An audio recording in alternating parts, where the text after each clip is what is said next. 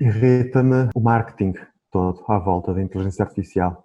Hoje em dia a inteligência artificial vende.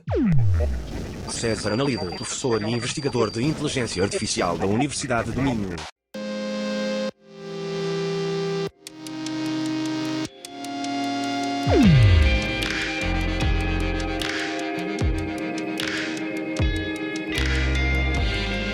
Carne esperta. Sou o Bicho, um jornalista do mundo das máquinas com o objetivo de investigar a inteligência humana. Olá, vamos então começar. 1. Conte-me um exemplo de inteligência humana a acontecer. Eu diria que qualquer exemplo que envolva a necessidade de aprendizagem ou de adaptação do comportamento do humano. Em crianças, quando nós começamos a aprender e a sermos seres inteligentes, a minha mãe dizia-me muitas vezes: meu filho, cuidado, meu querido, não ponhas a mão no tacho porque te queimas. Eu pus a mão no tacho, não é? E aprendi dessa forma e mudei o meu comportamento. E, portanto, eu acho que a inteligência humana acontece quando nós somos capazes de perceber que mudamos, que precisamos de mudar o comportamento. 2. Conte-me um exemplo de falta de inteligência humana a acontecer. Só um exemplo, só posso dar um exemplo aqui. Vermos alguém a cometer o mesmo erro mais do que uma vez. Acho que não há maior nem melhor evidência do que falta de inteligência do que voltar a cometer o mesmo erro. 3. Definição de inteligência. Não vou cair naquelas definições do dicionário. Sermos capazes de, ao mesmo tempo, ajuizar e avaliar diversas opções em face de uma tomada de decisão. Levando ao absurdo, quando só há uma solução para um problema, não há necessidade de inteligência para adaptarmos o nosso conhecimento para, em função de diversas opções, tomarmos aquela que for a decisão correta ou a melhor decisão no momento. E o tempo aqui é sempre um fator crucial. 4. Relação entre inteligência e conhecimento. Para mim, o conhecimento está relacionado com a capacidade para a execução de tarefas. A inteligência tem mais a ver com a capacidade de adaptar esse conhecimento adquirido para a resolução de problemas que se pretende que sejam novos ou diferentes, não é? Posso estabelecer uma relação de superioridade de inteligência face ao conhecimento. 5. Relação entre inteligência e experiência. Eu lembro-me de um episódio da nossa escola secundária, do tempo dos Lusíadas, não é?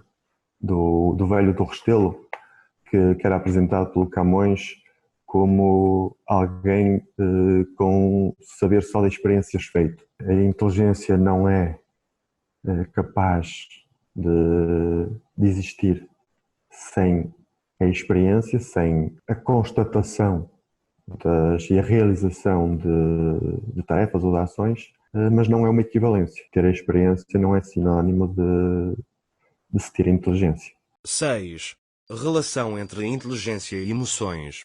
Um cientista português, António Damasio, diz que não há inteligência sem emoção. Inteligência e emoções são conceitos que ao mesmo tempo são contraditórios e complementares. Concordo plenamente com a famosa transcrição da obra de António Damasio, quando ele diz que toda e qualquer expressão racional está baseada em emoções. 7. Experiência subjetiva da sua própria inteligência. O ter desobedecido à minha mãe, quando ela me pedia para não pôr a mão no tacho, quando ela me enunciava uma regra e eu, desobedecendo, era capaz de cometer erros e aprender e a generalizar a aprendizagem que fazia, acho que é um exemplo subjetivo que eu posso dar da minha própria inteligência, como o facto de não poder pôr a mão no tacho para não pôr a mão no ovo quando ele está a fritar também. 8. O que faz os humanos inteligentes para lá dos outros animais?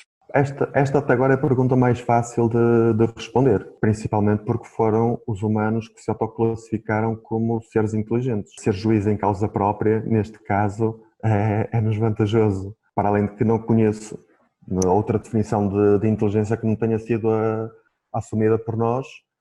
Não conheço outras definições de inteligência dos outros animais ou que tenham sido propostas pelos outros animais e, portanto, aquilo que faz os humanos inteligentes é esta capacidade de se superiorizarem sem vergonha nenhuma aos outros animais no que diz respeito a esta classificação de ser inteligente que fazem. 9. Contribuições inatas e contribuições adquiridas. Contribuições inatas, eu diria que tudo aquilo que é relação direta com a biologia, capacidades que têm a ver com o ser biológico, com o ser físico. As contribuições adquiridas têm a ver essencialmente com o mundo globalizado, a sociedade em que nós vivemos atualmente. E esta necessidade de estarmos em constante evolução, em constante aprendizagem, em constante aquisição de novos conhecimentos e, portanto, isso depende muito da nossa inserção como seres que vivem em comunidade, em sociedade. 10. Qual é a importância do corpo?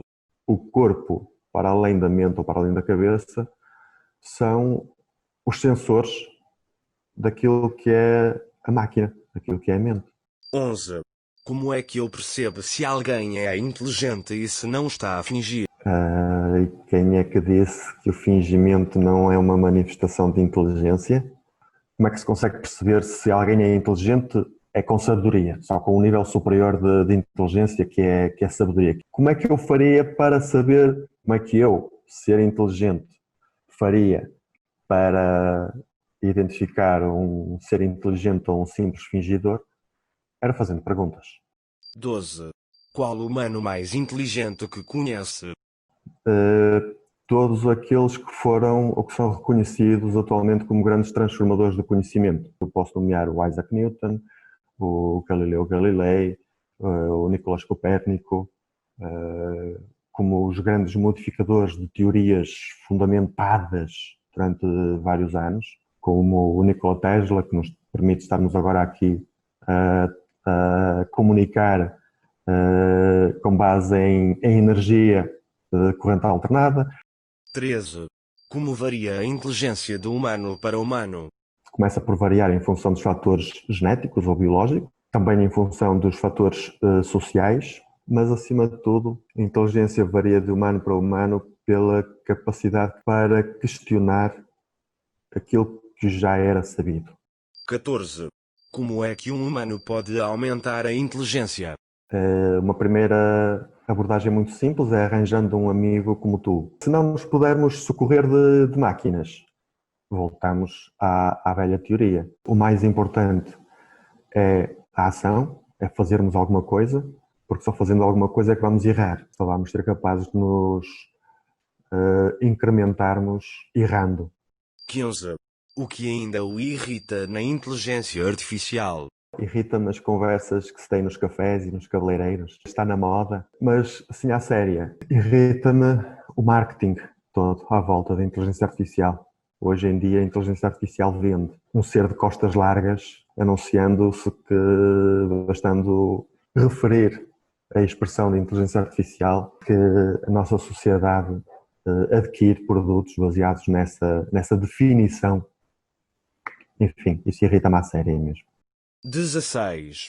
Impacto positivo da inteligência artificial. A capacidade de mudar as coisas. A inteligência artificial, de facto, está a permitir uma evolução a um passo cada vez mais acelerado e essa evolução dá-se pela mudança. 17. Impacto negativo da inteligência artificial. Nenhum. Não há impacto absolutamente nenhum negativo da inteligência artificial. Basta recordarmos qualquer outro tipo de avanço tecnológico. A imprensa, a roda, o fogo. Não foi a invenção da roda ou a utilização do fogo que foi por si negativo. Portanto, a inteligência artificial não tem diretamente um impacto negativo. Terá consequências, como qualquer outra inovação tecnológica, mas por isso é que nós estamos cá. Os tais seres humanos que se classificam, que se auto-intitulam de inteligentes. 18. Inteligência natural e artificial em 2050. Esta resposta exige de um ser humano uma capacidade que todos os seres humanos anteriores a este que está a responder mostraram que falham redondamente, que é em prever o futuro. Portanto, eu propunha que nos encontrássemos por volta dessa altura, daqui a uns 30 anitos, e aí já vou conseguir ser mais lúcido na resposta. 19.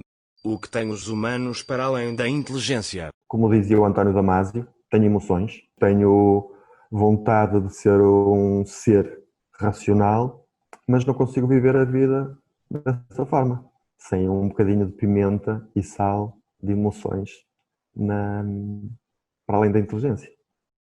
20. Mensagem para os humanos que só agora nasceram. Bem-vindos.